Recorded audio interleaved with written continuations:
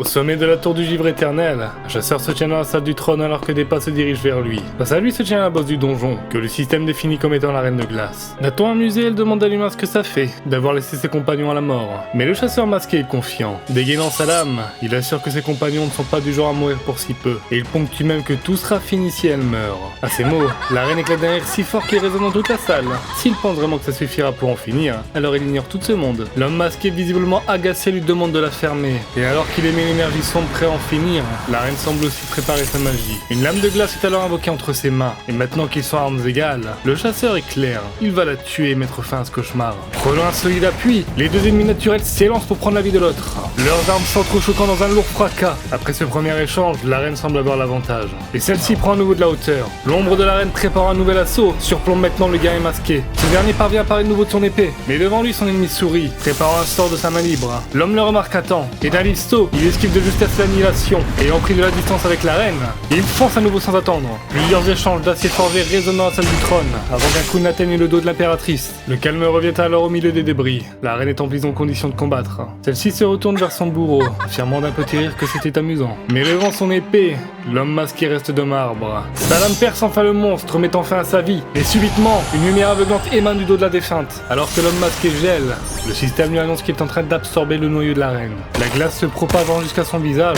On lui annonce que son corps hibernera jusqu'à l'absorption totale du noyau. Quelques heures plus tôt en Antarctique, à l'intérieur du donjon de la reine de glace, un homme frappe le mur de colère. Énervé, il n'en revient pas qu'après avoir fait tout ce chemin, on leur demande de mourir. Cependant, le système est formel. À partir d'ici, une seule personne pourra continuer plus loin. Alors que le groupe fait face à un terrible choix, la prêtresse Kaya demande au colosse nommé Kali de se calmer. Ils n'ont plus le temps, ils doivent se décider. Elle désigne alors Spectre, l'homme masqué pour finir le donjon. En retrait, Gilbert Grimm soutient ce choix. Après tout, Spectre est le seul qui n'est pas désavantagé face au pouvoir de glace de la reine. Kali gronde de rage de ne pouvoir y aller, mais reprenant ses esprits, il l'accepte. Après tout, Spectre a effectivement plus de chance qu'eux. La jeune Mio intervient à son tour. Si même la tête de l'art est d'accord, alors le choix est fait. Kali râle un peu sur comment elle a osé le traiter. Mais elle l'ignore et continue. Même si elle n'a pas besoin de le dire, elle vote aussi pour Spectre. Ce dernier faisant face à la résolution de ses compagnons, leur décision est prise. Il leur demande tout de même s'ils ne vont pas regretter leur choix. D'un ton ironique, on lui dit que s'il perd et que eux meurent pour rien, alors là ouais ils vont le regretter. Mais bon, ils lui font confiance. Skaya tient à rassurer notre héros. Elle lui dit qu'il est assez fort pour ne pas les laisser mourir en vain. Et ainsi se termine le dernier souvenir de Spectre qu'il a de ses compagnons, ayant sacrifié leur vie pour débarrasser le monde de la reine de glace. En 2049, dans un musée,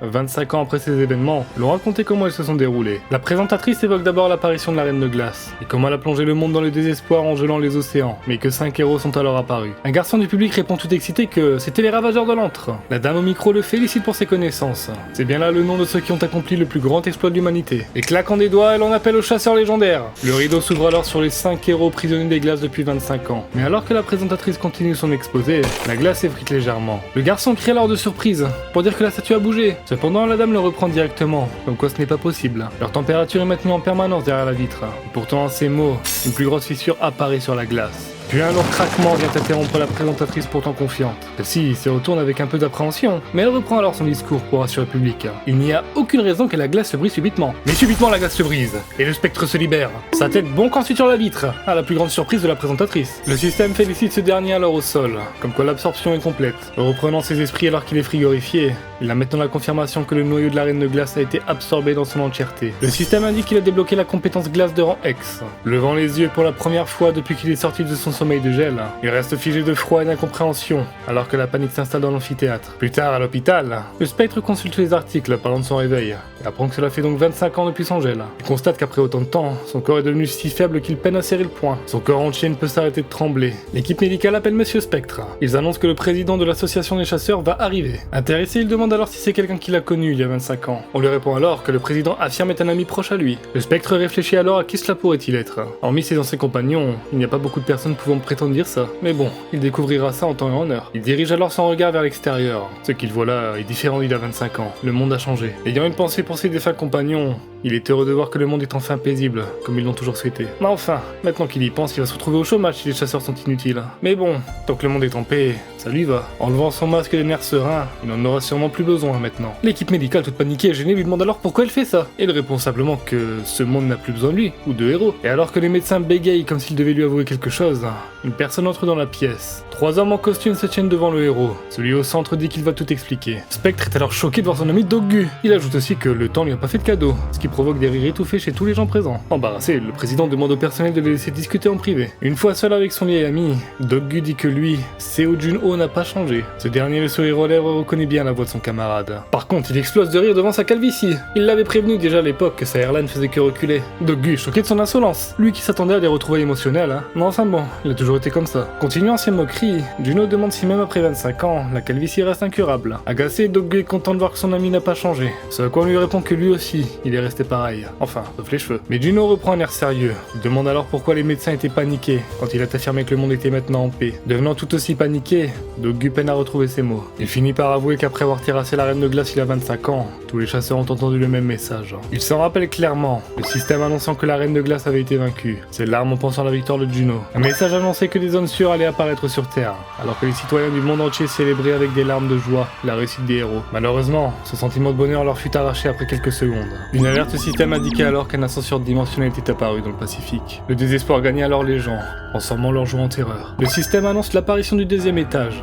L'accès à la zone frontalière est désormais disponible. Ces nouvelles firent enrager le peuple qui se croyait jusqu'alors libéré du supplice des donjons. Le système, lui, leur souhaite bon courage jusqu'à l'étage final, comme s'il se moquait volontairement des humains. Après cela, les politiciens et représentants chasseurs du monde entier se sont réunis pour planifier la suite. Après de longues discussions, ils ont décidé d'envoyer une équipe de chasseurs à la zone frontalière nouvellement débloquée. Dog-gu explique que le deuxième étage était une bénédiction. Grâce à ça, l'humanité a pu obtenir de nouvelles technologies, de la magie, des ressources et des connaissances. Juno demande froidement ce qui est arrivé ensuite. Il hausse le ton, demandant à son ami de ne pas tourner autour du pot, et Dog-gu répond simplement 10 étages. Un peu sonné, Juno lui demande de répéter, et le président de l'association annonce que l'ascenseur possède 10 étages en tout. Perdu dans ses pensées, Spectre se rappelle que vaincre la reine a pris 5 ans, alors il espère qu'en 25 ans, la Terre ait atteint le 5e voire le 7e étage. Et de ce qu'il se rappelle, les autres chasseurs étaient tellement nuls qu'aucun d'eux ne pouvait les accompagner avec son groupe, donc 5 étages serait déjà pas mal. Il demande alors à Dog-gu d'arrêter de le teaser. Jusqu'à quel étage ont-ils pu aller? Ce dernier devient soudainement muet face à la question, ce qui ne rassure pas Juno. Pourquoi est-ce qu'il dit rien? L'homme aux cheveux portés disparu se décide enfin à répondre. En 25 ans, l'humanité n'a pu terminer que le deuxième étage. Le choc se lit alors sur le visage du héros légendaire,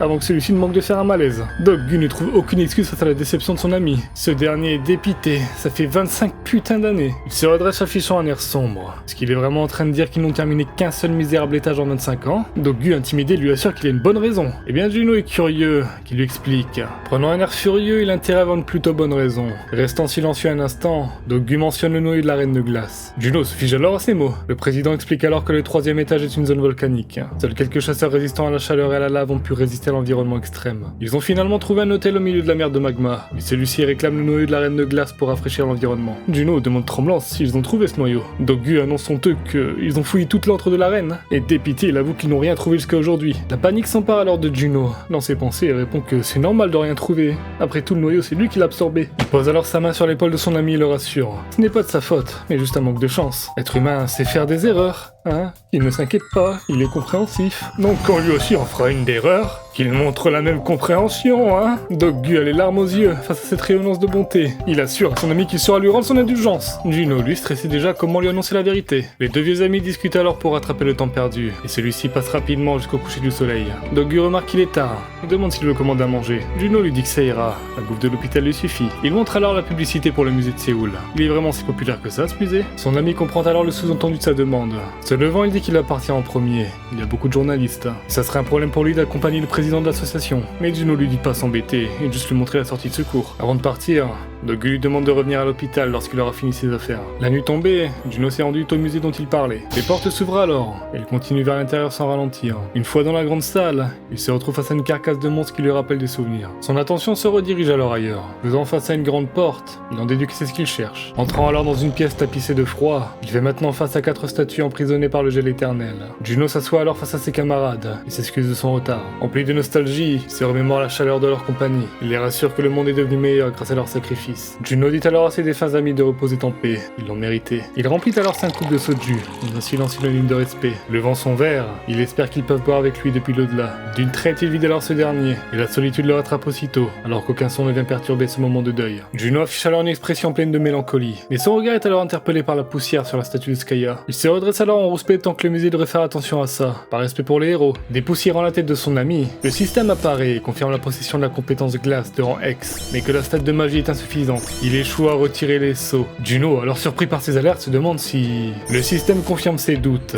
La compétence glace permet de déceler les statues gelées. Les pensées affluent alors chez Juno, qui ne s'emballe pas pour autant. Il peut donc briser le sceau, les ramener à la vie qui leur a été arrachée bien trop tôt, mais il n'a pas assez de mana. Découragé, il ouvre sa fenêtre de statue en se demandant quelle somme astronomique il lui manque. Ce dernier bug alors en voyant ses stats. Il n'a que 18 points de mana. Il ne sait pas comment ou pourquoi, mais toutes ses statistiques ont été réinitialisées. Il doit donc faire ça à l'ancienne et monter de niveau, mais ça risque de prendre un temps monstre. Son regard se porte alors vers une compétence, la compétence glace X, qui sera la clé de tout. Donc Gu lui a dit plutôt que le rang S était actuellement le plus haut. Il doit donc être le seul avec un skill de rang X, mais bon, il n'a pas assez de mana. Cependant, il finit par jeter un œil à un nouveau passif. Devant lui, la compétence de l'annonceur du printemps, débloquée en éliminant la reine de glace. Pour faire court et s'il comprend bien, à chaque fois qu'il monte un étage, il gagnera un énorme bonus dans chaque statistique. S'il parvient à retrouver son niveau d'antan, grâce à ce buff, il sera encore plus fort qu'il n'était à sa mort. En plus de ça, il pourra aussi utiliser les pouvoirs de la reine de glace. Juno tend alors sa main vers ses compagnons prisonniers du gel. Il peut faire disparaître cette foutue glace et les sauver. Serrant le point de détermination,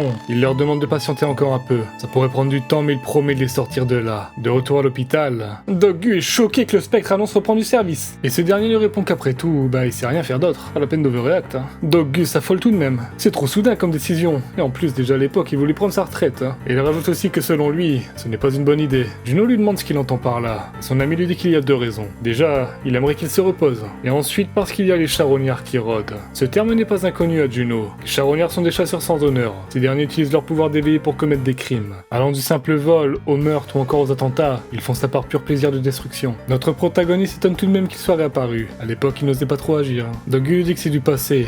Il n'y a aucun moyen de surveiller le deuxième étage. Résultat, le gouvernement ne peut plus les contrôler comme avant. Ils en profitent. En plus, avant, Spectre était là pour s'occuper d'eux, mais après 25 ans d'absence. Juno interrompt son ami. Il a compris pourquoi ça ne l'emballe pas qu'il reprenne du service. Terminant d'une traite sa nourriture, ces types, ils ont encore le seum contre lui, hein. Doc Gu confirme, ils vont lui faire la misère dès que possible. Il lui redemande alors d'oublier son idée. S'il souhaite tant que ça revenir, il devrait abandonner l'identité du Spectre et chasser en tant que Seo Jun-ho. En plus, il ne comprend pas pourquoi ne pas rester à la retraite. Mais Juno mentionne le 10e étage. Qu'il le croit ou non, mais il doit tout prix y aller. Son ami lui demande s'il ne peut pas juste attendre que les autres y aillent pour lui. Juno demande alors s'ils ont trouvé un moyen de franchir la zone de lave du 3e étage. Ce à quoi on lui répond que non. Fixant le vide un instant, il affirme qu'il pense avoir une solution. Le président de l'association s'en décroche la mâchoire de surprise. Juno reprend. Ils ont juste besoin du noyau de la reine de glace, c'est ça? Reposant sa cuillère, il dit qu'il l'a mangé. Doc Gu, pensant qu'il parle de son plat, lui dit que c'est bien, c'est un grand garçon. Mais Juno, tout tremblant, murmure que non, il parle pas de sa bouffe. S'ensuit alors un instant de réalisation pour Doc Gu. Juno, lui, appréhende sa réaction. Des cris de rage et des insultes résonnent à travers l'établissement. Doc Gu se rue pour l'envoyer en retraite anticipée. Mais le pauvre malade se défend que c'était pas volontaire. Les vieilles clavicales du quarantenaire viennent interrompre la dispute. Juno reprend timidement. Il possède la compétence glace de la reine. Ce à quoi on lui demande s'il pense pouvoir terminer le 3e étage avec. Il répond que... il le pense bien, oui. Doc Gu semble remarquer alors quelque chose. Il demande à son ami si son choix a quelque chose à voir avec ses compagnons. D'un sourire solennel, Juno répond que c'est le cas. Eh bien, ça lui paraîtrait une raison qui vaille le coup. Le président dit qu'il va s'occuper de gérer les médecins qui ont vu son visage. Chose qui ravit le Spectre démasqué. Arigato, Kadvaskun. Juno finit par avouer qu'il a été renvoyé au niveau 1. Doc Gu en déduit que ses statistiques aussi. Bingo, bien vu l'aveugle. Juno demande à son ami haut placé s'il peut lui donner une nouvelle licence de chasseur. Malheureusement, ce dernier prévient que ce n'est plus pareil qu'avant. Il explique que les guildes sont maintenant plus puissantes que l'association des chasseurs. Juno râle. Est-ce que c'est eux qui filent les licences maintenant? Mais Doc Gu répond que c'est plus complexe. Les grandes guildes font désormais partie du jury de l'examen, qui en plus est devenu public. S'il veut avoir une licence, il va devoir le faire aux yeux de tous, y compris les grandes guildes. Juno est dépité que Doc Gu puisse l'aider malgré son statut, mais ce dernier lui dit que tout n'est pas perdu pour autant. Il y a bien moyen pour lui d'avoir le soutien de l'association sans éveiller les soupçons. Juno commence alors à comprendre. S'il obtient les meilleurs résultats à l'examen, ce serait logique d'avoir le support d'une grosse tête. Il se redresse alors déterminé, et affichant un sourire confiant, il annonce qu'il a hâte de passer cet examen. Quelque temps après, au centre d'examen de l'association, le bâtiment est inondé de personnes qui sont là aussi pour récupérer une licence. Juno récupère son numéro de candidat. Il inspecte les lieux un peu déboussolés d'à quel point tout a évolué en 25 ans. Il est alors conduit dans la salle d'attente des candidats. Ils semblent tous décontractés. Il s'assoit alors tout aussi confiant que le reste des chasseurs. Comme ça risque de prendre du temps, il va écouter un coup les discussions autour de lui. Juno active la compétence OUI améliorée. Parmi les discours confiants de certains, certains ou stressé d'autres qui l'interceptent, la seule info notable est que son ami Dogus semble être un des examinateurs aujourd'hui. Mais bon, il n'est pas étonné après tout. Ils ont discuté ensemble de quoi faire quand il passera l'examen. Une projection vient alors interrompre ses pensées et annonce que le candidat numéro 1 va commencer. On peut maintenant voir le candidat en question sur l'écran de diffusion. Juno est intéressé. Il va pouvoir se faire une idée avant son passage. Une multitude de monstres sont alors générés devant le lancier. Les voisins de chaise de Juno commentent à voix haute ce qu'ils ont sous les yeux. Le candidat semble confiant et les monstres sont déjà intimidés. Les deux novices affirment qu'il va s'en sortir facilement, mais Juno, lui,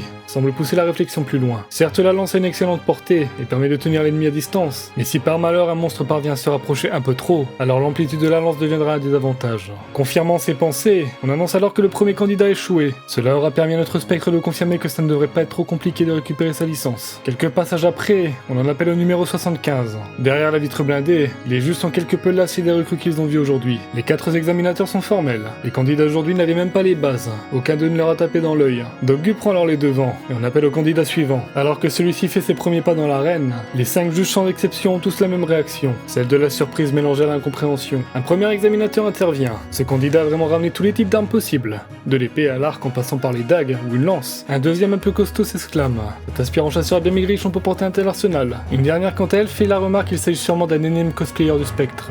Dogu lui était à moitié rassuré. Il avait pourtant dit à cet imbécile de rester discret. Et pour cause, un Juno lourdement équipé de la même façon qu'à son apogée en tant que spectre. On lui demande au micro s'il est prêt pour le test, ce à quoi il hoche simplement la tête en guise de confirmation. On lui annonce que l'examen commence alors que des créatures apparaissent dans la salle. Face à lui, il simule une horde d'environ 20 gobelins, mesurant 1m30 et étant plus faible qu'un adulte ordinaire. Et non, c'est pas d'Anissi dont il est question, même si ça prête à confusion. Juno ne peut s'empêcher d'éprouver de la nostalgie quant à la bonne époque. Les gobelins partent alors à l'assaut, prêts à le charcuter. Ceux-ci l'approchent par le sol, mais aussi par les airs. Mais Juno est prêt à les accueillir.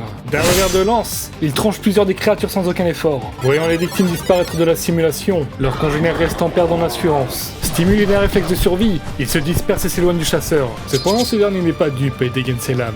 S'il s'agit devant lui, c'est forcément pour le distraire de la vraie menace. Il se retourne alors confiant suivant son instinct. Le traître assaut des monstres rencontre alors la précision de ses dagues. Face au carnage, les gobelins restants hurlent de peur avant de prendre la fuite à nouveau. Cependant, Juno lève son arc confiant. On n'a pas appris avec n'importe quel archer. Les flèches viennent alors mettre un stop à la course des monstres. Derrière la maîtrise à l'arc du spectre, se tiennent les enseignements de son défunt camarade Gilbert Green, meilleur archer du continent pendant l'âge d'or. Les gobelins commencent alors à perdre patience. Les dernières envies s'élancent alors sur le chasseur. Ce dernier dégaine son épée, la dirige vers le sol, puis commence à la faire traîner. Le grincement continue alors que la lame laisse sa marque au sol. Juno, alors au centre d'un cercle, fait calmement face à l'assaut imminent des gobelins. L'un d'eux fait alors un pas dans la zone tracée par le chasseur. Celui-ci agrippe fermement son arme. Une fois le timing accordé, il prépare sa riposte finale. D'un regard assuré, un déluge d'entaille vient alors déchiqueter les dernières créatures. Le contre-coup ne se fait pas attendre. Juno va vite devoir renforcer son corps. On annonce alors au candidat qu'il a réussi, et depuis leur perchoir, les juges semblent conquis. Ces derniers l'ont mal jugé, n'est pas qu'un cosplayer de Japan Expo. Il a réussi à utiliser chaque arme au bon moment, et avec la maîtrise d'un expert comme on en voit rarement. Il s'est montré bien robuste malgré son corps tout fragile sous-alimenté. L'un des juges remarque alors que sa seule compétence est la maîtrise d'armes, et qu'en plus elle est de rondée. L'on répond alors que si c'est le cas, ça ne vaut pas le coup de l'entraîner, et qu'il finira vite par être limité dans sa progression. Il a beau avoir survolé le test et montré des choses attrayantes, la juge affirme qu'il ne vaut pas le coup d'être investi sur le long terme. Les examinateurs sont unanimes, pas la peine de s'embêter pour le regretter plus tard. Dogu est satisfait, tout se passe exactement comme prévu. Il a truqué son profil pour être sûr que les grandes guildes ne soient pas intéressées, ainsi le recruter dans l'association. Posant sa tasse, il interpelle les autres juges. Il semblerait donc que tous ici soient d'accord concernant l'avenir de ce futur chasseur. Quelques heures après, un rire machiavélique résonnait dans l'immeuble de l'association. Dogu est tiraillé entre gêne et énervement. Face à lui, Seo Juno a succombé au brain-rot et à la luxure de la malbouffe pleine de graisse. 2 jours après la sortie du fameux spectre de l'hôpital, voilà que Dogu assiste à une paralysie du sommeil. Ce dernier tient bon autant qu'il peut pour ne pas exploser. Mais un rire de trop brise à la fois son tympan et sa patience. Le président de l'association interpelle son cher ami. Il lui demande tout sourire ce qu'il est en train de lire. Juno répond que c'est un truc giga moche, giga nul, qui s'appelle Boruto. Ah, Dogu répond qu'il voit de quoi il parle. Il la drop à l'époque, c'est un vrai torchon. Mais il s'assoit, il demande un peu d'attention. Il a récupéré ce que Juno voulait. Dogu affiche alors des informations sur les portails non complétés. Il demande à son compagnon s'il veut vraiment les tenter avec son niveau actuel. Ce dernier répond que, si, sinon il va pas demander. Mais Dogu s'exclame qu'il est fou. S'ils n'ont pas été finis, c'est qu'il y a une raison. Juno soupire devant cette remarque. Il est pas con non plus. Les portails sont remplis de pièges de monstres tellement dangereux qu'on peine à retrouver les corps des chasseurs qui y succombent. Certains finissent même par être classés comme non complétés à force d'échecs. Ce qui pose un problème majeur est que ces portails sont restreints. Ils n'autorisent que les débutants de bas niveau. Dogu hausse la voix. S'il sait tout ça, pourquoi y aller? Surtout que son corps est encore faible. Juno répond alors à son ami qu'il parle à l'incroyable spectre qui ne s'inquiète pas. Et en plus de ça, Ces portails sont une gêne pour lui, non? Doggy en est ému, même s'il ne peut pas laisser son bro risquer sa vie pour l'association. Juno interpelle son ami d'un ton tout aussi bromantique. Cassant le délire, s'il y va c'est pour lui, hein. L'association, lui, il s'en branle un peu. Il explique que les récompenses d'un portail augmentent avec le temps. Après plusieurs années, certains rapporteront une tonne d'items et d'XP. Alors, si Doggy comprend bien, c'est juste pour augmenter son niveau plus vite. Il enrage ensuite devant son imprudence. Il est déjà mort une fois, qu'il accorde donc plus d'importance à sa vie. Juno répond alors que ses compagnons sont injustement enfermés depuis 25 ans. À sa place, ils feraient tous la même chose. Et ce n'est pas la seule raison. En redevenant chasseur, il va finir par attirer l'attention des charognards. Il n'a donc pas de temps à perdre. Il va s'assurer d'être prêt à leur faire face en bonne et due forme. Doggy reste silencieux un instant, puis il s'excuse d'avoir haussé le ton. Il ne pensait pas que les charognards l'inquiétaient à ce point. Mais Juno est un peu gêné du quiproquo. Il n'a pas vraiment peur d'eux, c'est surtout qu'à l'époque, il les tabasse à la pelle.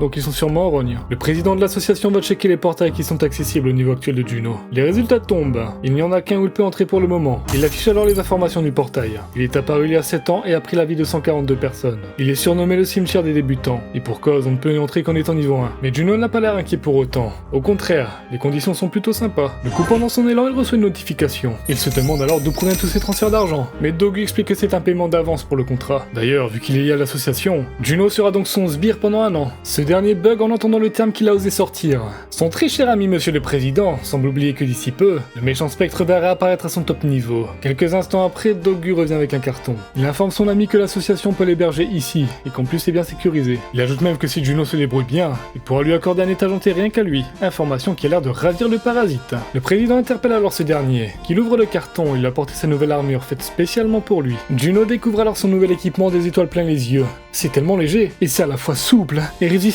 Émerveillé, il lui demande où il a eu un truc aussi incroyable. Et Doggy lui répond sans aucune modestie. Il a fait faire ça par nul autre que Kwon Noa, le grand forgeron. Duo n'en revient pas qu'il soit toujours en vie. Kwon Noa est en parfaite santé. Enfin, pour quelqu'un de 98 ans. Et même s'il a dû laisser les rênes de son atelier à son petit-fils. Juno semble soulagé d'entendre ce genre de nouvelles. Il demande alors à ce qu'ils aillent immédiatement le voir pour le remercier en personne. Mais Doggy le coupe dans son élan. Il ne peut pas. Cette décision semble installer la confusion. Mais le président se justifie. C'est juste une question de sécurité. Juno reste perplexe. Est-ce qu'il doute de Kwon? Mais on lui répond que ce n'est pas le cas. C'est plutôt le fait de le rencontrer qui est risqué. À ces mots, le chasseur semble alors comprendre la situation. Il en déduit alors que les charognards gardent sûrement un œil attentif sur lui, non? Doggy confirme. Ils sont au courant que le spectre et Kwon Noa ont toujours eu une bonne relation. S'il va à sa rencontre maintenant, ce serait comme révéler son identité au monde. Juno ne peut qu'admettre que ça serait louche pour qu'un soi-disant débutant parte à l'étranger rencontrer le grand Kwon Noa. Mais Doggy rassure son ami. Il a tout expliqué à Noa sur la situation. Il n'a pas à s'en faire. Un peu déçu, Juno dit qu'il n'aura qu'à y aller une fois devenu plus fort. Mais dans ça de côté, il reste de l'équipement pour lui. Alors qu'il fouille dans la boîte,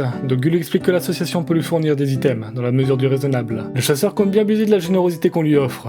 Mais on lui rétorque que ce ne sera pas des items au niveau de Kwon. Alors, tout doux le loup. Une fois son équipement enfilé, il informe Doggy qu'il compte améliorer son physique avant de partir au portail. Juste en faisant l'examen de Nullard, son corps a failli lâcher. Alors des monstres ou des charognards, là, il est finito. Doggy confirme que c'est une bonne idée, mais ça va lui prendre un bon mois de se renforcer, non? Mais à sa grande surprise, on lui répond que ça ira beaucoup plus vite. Et ainsi, seulement 10 jours plus tard, nous voilà à la montagne de Cheonma. Le spectre faisait face au portail non complété. D'un air confiant, il entame sa marche de conquête. Et alors qu'il s'engouffre, le système indique qu'il rentre dans le portail de la malédiction de l'aube. La condition de complétion est de survivre jusqu'au lever du jour. Une fois à l'intérieur du donjon, un crépuscule chaleureux éclaire une zone aride et dénuée de vie. Le chasseur prend alors une grande inspiration. Il se fait la remarque que c'est plutôt agréable comme endroit, comparé à ceux d'avant. Enfin, si quelqu'un entendait dire ça, on le prendrait pour un fou. Revoyant les informations du portail, il s'assure que la difficulté ne devrait pas lui poser de problème. Comme il en a été informé, il a juste besoin de survivre jusqu'au lever du jour. D'après les données des groupes qui ont tenté le portail, ceux qui sont entrés à l'aube ont survécu plus longtemps. L'écoulement du temps dans le donjon semble différent de la réalité. Les groupes étant rentrés le soir n'ont pas eu le temps de se préparer,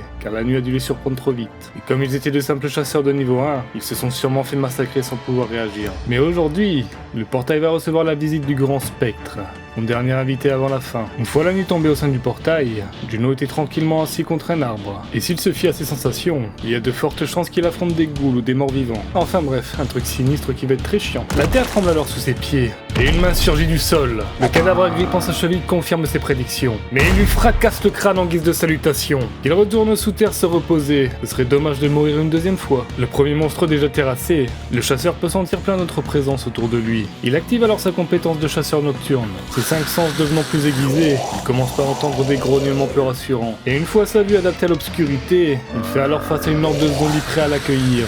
L'un d'eux n'attend pas pour attaquer le spectre, mais ce dernier prépare sa lame. Et d'un coup vif, il empale la tête du monstre. Les morts vivants ne ressentent pas la douleur et attaquent même s'ils sont en morceaux. Le seul moyen de les éliminer, c'est de leur exploser le crâne une bonne fois pour toutes.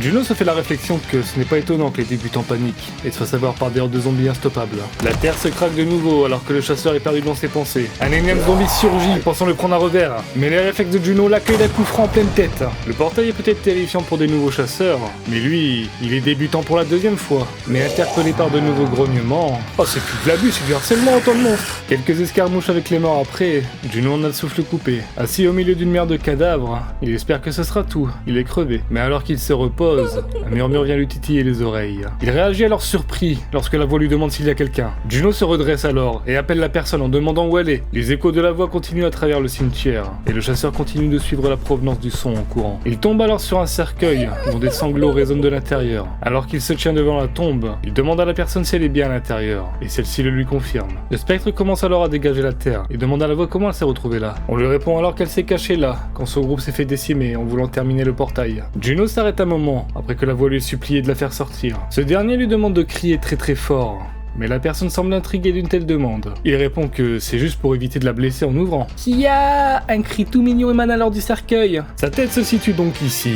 Juno dégaine un 9 mm et tire à l'emplacement du cri. Il ne s'arrête pas une balle et sans aucune pitié il vide son chargeur sur le cercueil. Les douilles retombant au sol, Juno se disait bien que ce portail était trop facile.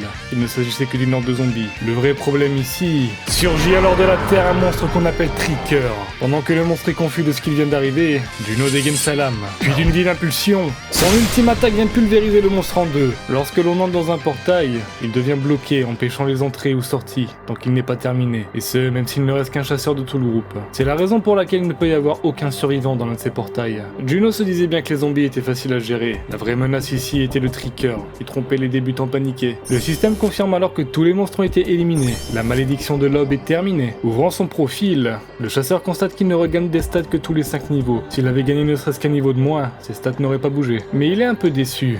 C'est vraiment tout ce qu'il gagne. Comme pour lui répondre, une fenêtre indique qu'il a reçu la compétence Confession des morts. Juno est alors rassuré. Au moins ce n'est pas un item pourri moins bien que ce qu'il a déjà. La compétence de Rancé permet d'avoir accès aux souvenirs des personnes défuntes. Juno essaye alors d'imaginer comment profiter de cette compétence. Mais si ça ne marche que sur les morts, c'est assez limité. Il l'a sûrement obtenu en tuant le Tricker. Qui sait, peut-être que ça pourrait servir. En tout cas, il est content. Cette compétence est la première qu'il obtient en tant que Seo Junho, et non pas Spectre. Levant les yeux vers les premières lueurs du soleil, Juno est excité à l'idée de surpasser sa propre légende.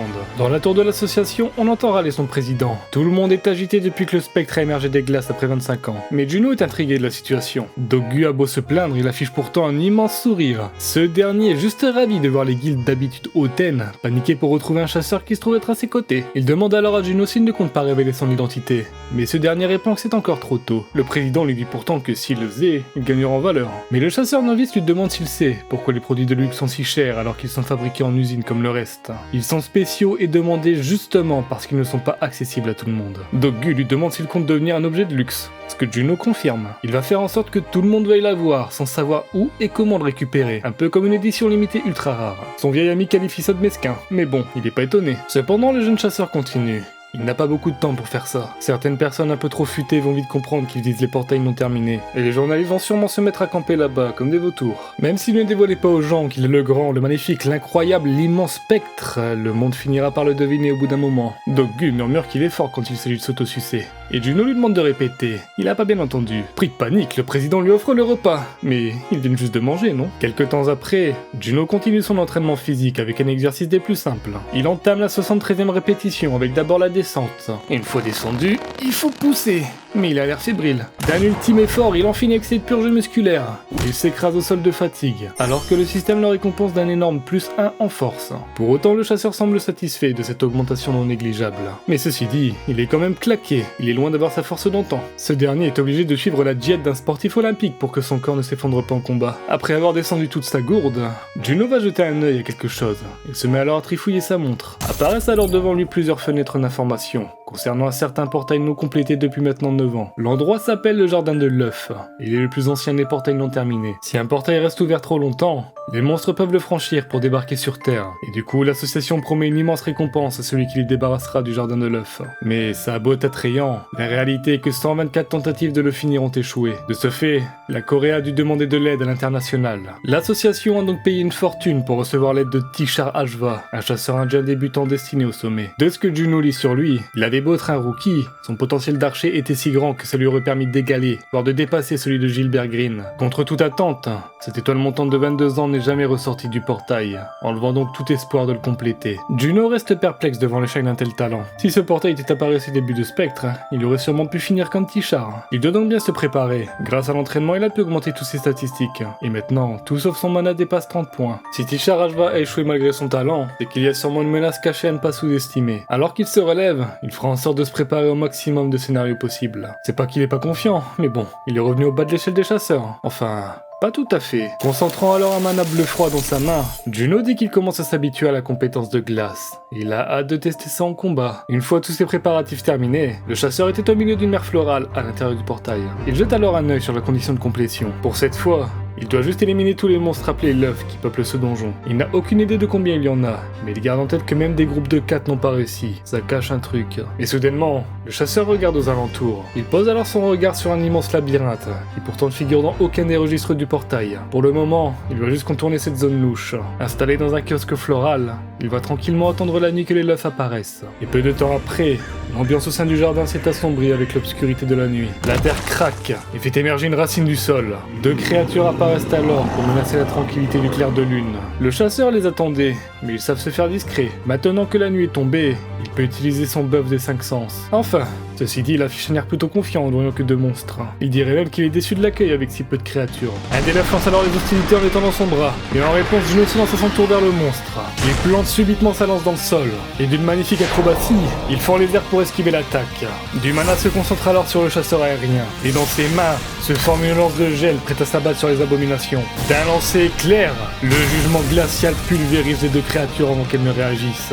Le chasseur atterrit au milieu des cadavres en décomposition. Il récupère sa lance, et alors qu'il semble satisfait des pouvoirs de la reine, une attaque vient interrompre les réjouissances. Juno se retourne et constate que, au vu des nouvelles têtes devant lui, le portail est composé de plusieurs vagues. Directement, il reprend appui au sol, et sans attente, il se reverse les nouveaux hôtes. Les 3 l'œufs s'apprêtent à rencontrer un funeste destin. Et en un seul assaut, il tranche les entités armées de sa lance de glace. Mais il reste un fuyard qui n'échappe pas à sa vigilance. Ni une ni deux, le chasseur fonce. Et d'une rapidité éclair, il surprend le monstre dans son dos. La lance déjà paraît ôter une nouvelle vie. Le l'œuf voit l'attaque arriver sans pouvoir réagir. Seul le son de la lance transperçant le monstre vient alors interrompre le calme morbide du jardin. Juno assiste alors à la disparition du monstre. Mais des bruits l'interpellent dans son dos. Une fois retourné, il est maintenant confronté à une nouvelle horde de l'œuf. Et à vue d'œil, il semble avoir doublé en nombre. Le chasseur réalise alors quelque chose d'un peu embêtant. Se pourrait-il qu'ils se multiplient quand on les tue? Juno ne perd pas de temps et décide de fuir. La situation réussit à l'agacer. Derrière lui, un troupeau de monstres qui ne lâche pas d'une semelle. L'un d'eux envoie une attaque. Le chasseur la part de sa lance sans problème. Cependant, l'assaut ne semble pas fini. En réponse à ça, Juno prépare alors sa compétence de glace. Ce dernier forme alors un bouclier. Il va devoir encaisser une multitude d'attaques. Sans lui laisser le moindre répit, les racines démontrent défient alors la solidité du gel. Très vite, le bouclier vole en éclats. Mais en dessous, le chasseur était prêt à riposter. Une fine entaille de la lance interrompt l'ardeur des entités. L'instant d'après, elles se retrouvaient sectionnées en 2 morceaux chacune. Maintenant que la menace est retombée, le chasseur dit être fatigué, alors qu'il s'avance vers l'unique survivant. Par contre, il a conscience que c'est bizarre. Ça a beau être épuisant, ce n'est pas impossible non plus. Même si en effet il possède une compétence de rang X, il est seul. Un groupe de 4 ne devrait avoir aucune difficulté à terminer le donjon. Ces 9 dernières années, plein de chasseurs ont tenté de finir le jardin de l'œuf. Certains d'eux étaient même des diamants bruts, destinés à une formidable carrière comme Tishar Ashva. Si l'on se base sur les informations qu'on avait de lui, il aurait pu s'occuper seul de la moitié des monstres. Alors avec un groupe de 4, il n'aurait pas dû rencontrer de difficultés. Juno fonce alors sur les derniers l'œuf. Il se rapproche de la bête en esquivant son coup. La lance de glace se prépare à faire mouche. Et une fois la créature terrassée, tout ce que se demande le chasseur, c'est pourquoi Tishar n'a pas réussi l'épreuve.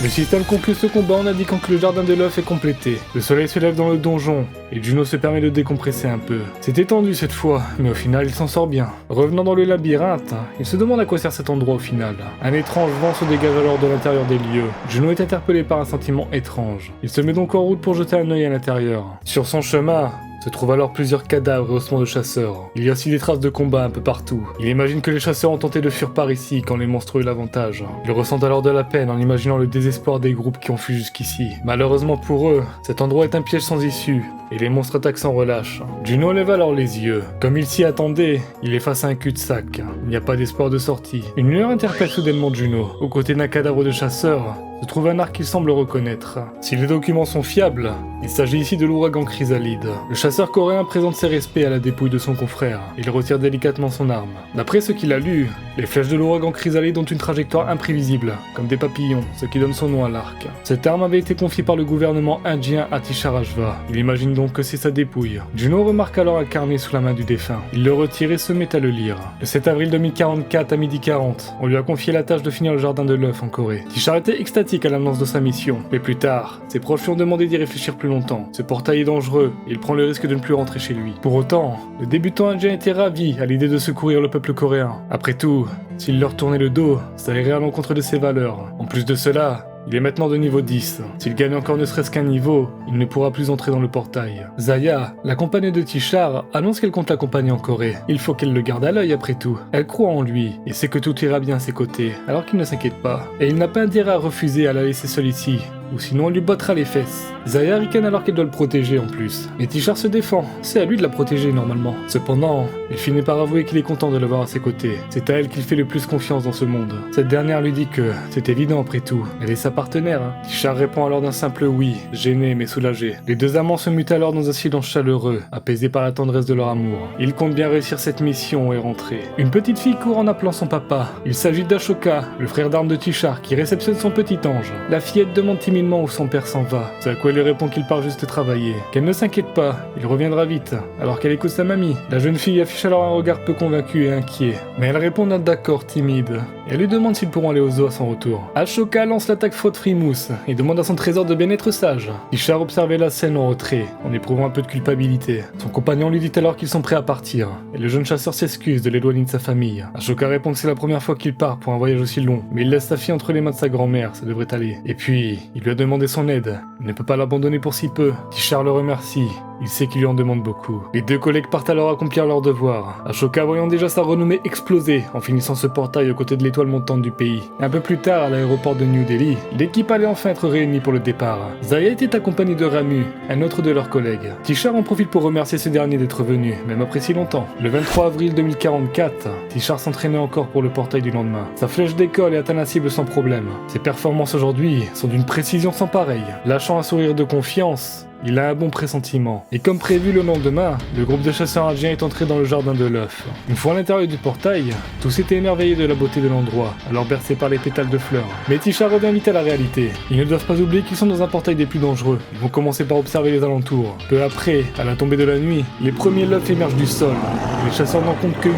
Une fois éliminés, le combat ne s'arrête pas. Ils sont maintenant face à 32 monstres. Bien qu'en sous-nombre, ils parviennent à les repousser. Mais un monstre enseveli échappe à leur vigilance. L'attaque surprise du l'œuf parvient à toucher Ashoka, et voyant son ami perdre son sang et sa conscience, Tishar est alors dépassé par la situation. Ce dernier reste en retrait pour couvrir la fuite des autres. Et alors qu'il s'engouffre vers le labyrinthe, Zaya supplie à son homme de vite les rejoindre. Mais ce dernier, alors concentré sur la défense, réalise la folie du portail qui double le nombre de monstres à chaque vague. Une fois la nuit passée, le soleil réchauffe les murs du labyrinthe. Ashoka, à pleine lucide, en appelle Tishar de ses dernières forces. En tant qu'ultime souhait, il supplie ce dernier de prendre soin de sa fille à sa place. Et sur ces mots, le chasseur quittait ce monde baigné par le chagrin de ses frères d'armes. Le 25 avril 2044, le groupe de chasseurs indiens venait de perdre un compagnon. Tishar encaissait alors pour la première fois la perte d'un frère au sein d'un portail, non pas sans douleur. Le soir venu, alors que le soleil quitte lentement le ciel, Tishar en implore l'aide des dieux, que ces derniers aient pitié et les aident à réussir cette épreuve. Le matin suivant, le chasseur était marqué par la rudesse du combat de la veille. Il était le premier du groupe à se réveiller. Ses compagnons étant moins robustes, la fatigue les atteignait plus violemment. Tishar continue néanmoins de mettre à l'écrit leur périple. La nuit dernière, ils ont terminé ce qui restait de la 4e vague, et la suivante a démarré, en apportant 128 nouveaux monstres. Ils ont cependant tenu bon, et ont réussi à éliminer au moins 2 tiers des l'œuvre de cette 5e série. Il devrait pouvoir éliminer les derniers de lui-même. Le regard abattu de Tishar se pose alors sur l'amour de sa vie, qui malgré sa fatigue est toujours présente à ses côtés. Regagnant une lueur d'espoir, il compte bien quitter cet endroit dès demain. Mais le chasseur adresse une ultime prière à ceux dans les cieux. Pitié, faites qu'il n'y ait pas de 6e vague. Malheureusement, la nuit vient éteindre toute perspective d'un futur radieux, alors que Tishar tient fermement le corps sans vie de Zaya. Les larmes ne pouvant être retenus devant cette finalité immuable. Ils devaient passer leur vie ensemble une fois le portail fini. Alors à quoi bon maintenant qu'il n'est plus à ses côtés? Mais un murmure imperceptible appelle Tishar. Levant une dague, on lui chuchote qu'il est temps. Qu'il est temps pour lui de crever aussi. La radiance de l'attaque se reflète dans le cristal de Zaya et permet à Tishar d'être annoncé de l'assaut qu'il va subir. Cependant, il ne parvient qu'à se décaler de justesse et encaisse une lourde entaille. Se remettant en position, il fait face à celui qui était censé être son dernier compagnon dans cette obscurité. Ramu félicite sa proie pour son esquive. C'est bien digne de l'étoile montante indienne. Tishar remarque la lueur dans le regard du traître. Il se rend compte que Ramu est un charognard. Il en perd son sang-froid et demande comment c'est possible. Ils lui ont fait confiance. Ce dernier est amusé devant tant de bêtises. C'est tellement facile de berner des imbéciles comme lui ou Zaya. Cependant, vu le nombre de monstres, ça a même failli être dangereux pour lui. Les autres sont morts trop vite. Il aurait bien voulu les rentabiliser un peu plus. La haine et le dégoût remplissent le regard de Tishar, mais Ramu conserve son arrogance, qui lui file l'ouragan chrysalide gentiment et sans faire d'histoire. Le chasseur tremble alors de fureur, mais son regard se décompose soudainement. Le charognard s'amuse de voir sa proie succomber au désespoir, sans se douter que des monstres émergent en silence derrière lui. Sans avoir Tishar se retourne pour la fuite. Le voyant détaler, Ramu est étonné qu'il ait encore une volonté de vivre après tout ça, mais ça ne change rien.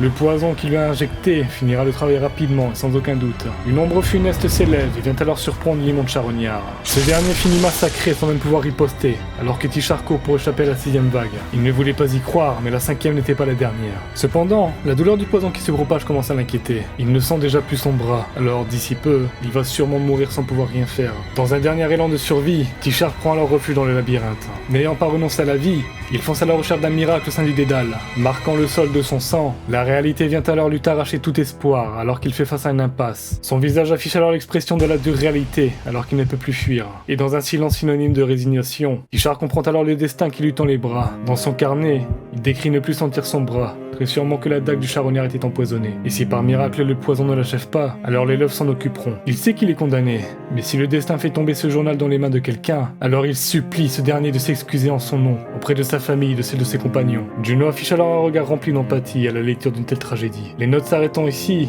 il se demande s'il n'y a rien d'autre écrit dans le journal. Finalement, il tombe sur des pages supplémentaires à la fin. Il se met à les lire. Aux portes de l'au-delà, Tishar se demande s'il aurait pu compléter le portail s'ils étaient tous en vie. Dans tous les cas, l'unique responsable de leur échec, c'est cette enflure de Ramu. Les yeux remplis de rage, il déverse sa haine sur les charognards. Ce sont eux, les vrais fléaux de l'humanité. Alors qu'il lâche son stylo qu'il n'est plus capable de tenir, les derniers mots qu'il a écrits évoquent les ultimes souhaits d'un chasseur trahi et condamné. Que ces humains corrompus brûlent en enfer une fois morts. Mais surtout, que quelqu'un accomplisse sa vengeance et nettoie la terre de ses ordures. Juno en finit alors avec le triste récit de Tishar Ajva, un brillant chasseur indien ayant tout perdu dans ce portail. Les notes de ce dernier lui ont permis de comprendre le fonctionnement du donjon. Le nombre de l'œuf à la première vague dépend du nombre de chasseurs. Au final, être seul lui a permis d'affronter 4 fois moins de monstres par vague. Juno frissonne à l'éventualité où il serait venu accompagner. Heureusement qu'il est du genre solitaire. Il range tout de même le journal du défunt dans son inventaire. On ne sait jamais, ça ne coûte rien de le garder. Ses yeux fixent alors la précieuse arme signature du rookie indien, l'ouragan chrysalide. Il annonce qu'il va le lui emprunter. Il va faire en sorte qu'une partie de lui assiste à son dernier souhait. C'était plus ou moins déjà prévu, mais Juno compte bien anéantir tous les charognards qui jonchent la terre. Et il lui en fait la promesse. Le chasseur coréen tourne les talons, et alors qu'il quitte les lieux, il interpelle son confrère indien. Adieu, généraux. Puisses-tu maintenant reposer en paix.